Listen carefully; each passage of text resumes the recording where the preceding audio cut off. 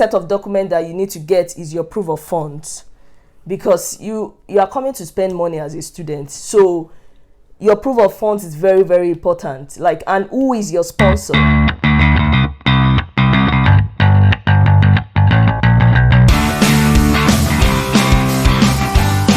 Hi guys, welcome to our YouTube channel. My name is Rachel. And I'm Roslyn. Today we'll be talking to you about how to come to Canada as a student. Information we'll be sharing with you today is based on our knowledge, experiences and research that we have done. We all know that Roslyn came into Canada as a student in the year 2014. So today we'll be throwing it to Roslyn now. If you are going to come to Canada in the year 2022 as a student, how will you go about it? So guys, if I'm to come to Canada in 2022, here are the steps that I'm going to go through. The first thing I'm going to do is to plan. So by planning, I mean that if you want to come to Canada, you need time, because the visa process takes a while. Getting admission takes a while. So if you are already nursing the idea of coming to Canada, like this year, now is the best time for you to start immigrate to Canada by next year. Like, you need solid 1 year to make these plans. It's not immediate.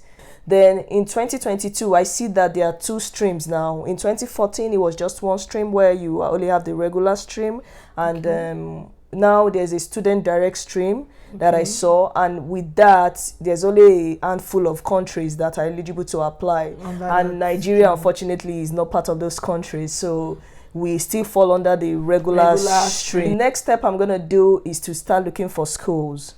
So, and while you're planning, you should also learn about some of the provinces. Like, I know when you come from outside of Canada, you want to go to schools that are high ranked and at the same time are affordable, right? You have to do your own research to make sure that you can get the best of both worlds in terms of affordability and high ranked school. So then the next thing I'm going to do is to look at the list of DLIs, because in Canada, provinces have schools that can host international students. And you have this list. We'll link the description below. In the list, you have the number of the schools that you can apply to. So by then, I will now look at, okay, this is the province, this is the list. Then I'll start looking at the schools there and see which one has the course that I'm interested in taking. Okay. Do you understand? I should also mention that in Canada, there are 3 major start dates. September start date, you have January, and you have May. September is the most popular because some courses, almost all courses are offered in September. Next option that I would do is to apply to 3 schools at least. 3 at the same time? 3 at the same time, because it's a plan, right? So if I apply to one school and I'm not admitted, that's like putting all your eggs in one basket. So I wouldn't want to do that. So I'm going to apply to 3 schools at the same time. And application is not free. We have to mention that it's a minimum of $100 per school. Yeah. Wow. So you start spending money to come to Canada. You pay 3 application fees, apply to 3 schools.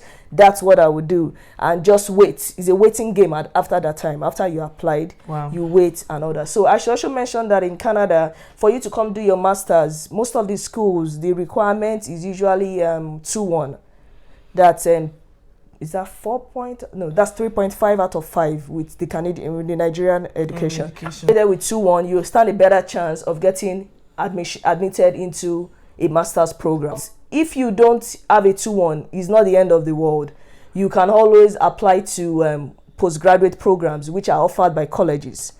And to be honest with you, some colleges are even faster in granting admission than the universities. So if you really don't want to wait, you can also try the university. Your 2-1, you can always try a college. A college, First, next thing you have to do is to accept the admission offer.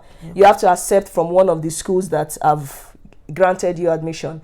So most schools in Canada, guys, after they give you admission, what they want you to do is to pay a tuition deposit, usually equivalent to 1 semester of fees. So applying for study permits, you need, like, I want to say, I'll categorize it under 4 sets of documents. Okay. So the first one is the proof that you got admitted into a DLI. So DLI is Designated Learning Institute. So after that, you need your proof of identity. You can't travel out without your international passport. So how do you prove that you're the one going? Yeah, so you need your proof of identity. After set of document that you need to get is your proof of funds, because you are coming to spend money as a student. So your proof of funds is very, very important. Like, and who is your sponsor?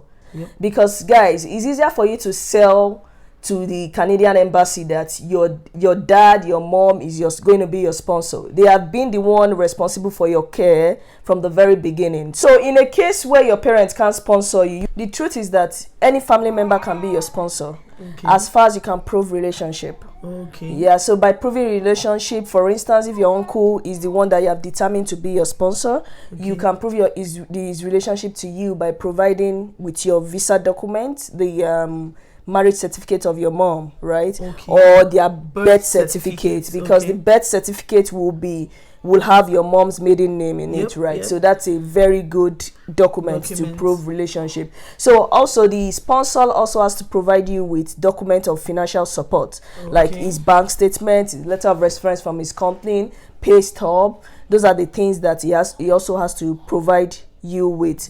The sponsor also has to show proof that they'll be taking responsibility for everything you'll be doing here in Canada. The major expenses, which is your accommodation, your tuition. The sponsor can do that by writing a heartfelt letter, because the visa officers, you can communicate to them via these letters. So in my situation, I actually wrote a financial support letter, which my sponsor signed, and here I am. That means it's an acceptable form of proving financial support. The last category of documents that I want to touch on is what they call letter of explanation, guys. So letter of explanation simply means a letter that you are using to communicate with the visa officer. You are just telling the visa officer about your future goals. You are telling them about why you chose Canada as a study destination. You're also telling the visa officer about why you are doing your course and the importance of your course towards your career in some sort. Just some things to consider when you are choosing Canada as a study destination is the fact that Canada gives you 3 years of postgraduate work permit after you finish studying. Oh wow. Yes, but you have to do 2 years of study. So if you do 1 year of study, they give you 1 year of postgraduate work permit. So most of the time, people want 3 years, right? So they end up taking courses for 2 years. So in Canada, you're allowed to work 20 hours per week during the semester where you're in school. Yeah, but during the holidays, which is summer holiday, which are around 4 months long, you can work unlimited. Off-campus work and on-campus work. So off-campus, you can only work 20 hours while you are going to school. But on-campus is unlimited hours. Yes. Oh, really? Yes. But you have to do it with moderation. Everybody wants to make the money, but you also have to pass in order to get your postgraduate work permit. Yeah. Most of this information we are giving to you guys is on canada.ca. I'm going to put the link in the description below. We also use Nairaland, is also a very good resource. On the average, Rosalind, when you did yours in 2014, how long did it take? I would say probably around 4 months, because I know that in I applied in October, and then by January I already had my visa.